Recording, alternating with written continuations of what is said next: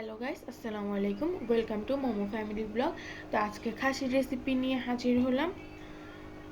তো প্রথমে এখানে 1 কেজি খাসির মাংস ধুয়ে পরিষ্কার করে নিয়েছে। এখানে পেঁয়াজ বাটা, মরিচ বাটা, তেজপাতা, এলাচ, দারচিনি। একটি কড়াইতে পরিমাণ মতো তেল দিয়ে ওখানে ছোট একটি পেঁয়াজ কুচি করে দিয়ে দিতে হবে। এরপরে তেজপাতা, দারচিনি, এলাচ দিয়ে ভালোভাবে নেড়েচেড়ে নিতে হবে। এরপর 3 টেবিল চামচের মতো পেঁয়াজ বাটা দিয়ে দিতে হবে, দিয়ে ভালোভাবে নেড়েচেড়ে নিতে হবে। 2 টেবিল চামচ আদা বাটা, 2 টেবিল চামচ রসুন বাটা, 2 টেবিল চামচ মরিচ বাটা দিয়ে ভালোভাবে নেড়েচেড়ে নিতে হবে।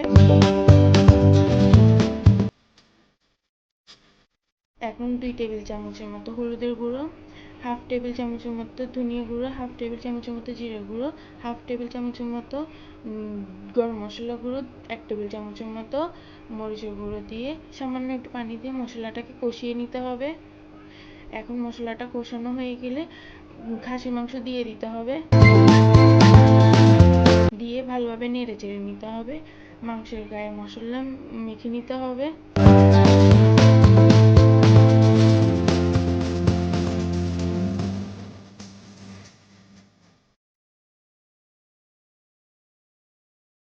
এখন ঢেকে দিতে হবে। এরপরে এখানে খাসির মাংস থেকে পানি বের হলে একটু নাড়াচাড়া দিয়ে দিতে হবে। এখন আবার একটু পানি দিয়ে ঢেকে দিতে হবে। এই যে পানিটা শুকিয়ে গেছে। এখন পরিমাণ মতো পানি দিয়ে নাড়াচাড়া দিয়ে ঢেকে দিতে হবে।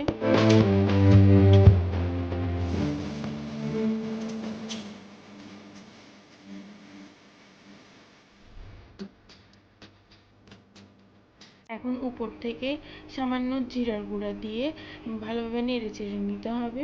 মাংসটা ভালোভাবে সিদ্ধ হলে বুঝবেন রান্না হয়ে গেছে। তো এই যে আমাদের রান্না শেষ এখন। তো আজকের ভিডিওটা কেমন লাগছে অবশ্যই কমেন্ট করে জানাবেন। তো অবশ্যই লাইক, কমেন্ট, সাবস্ক্রাইব করে দিবেন। তো আজকের মতো এই পর্যন্তই। টাটা, আল্লাহ হাফেজ।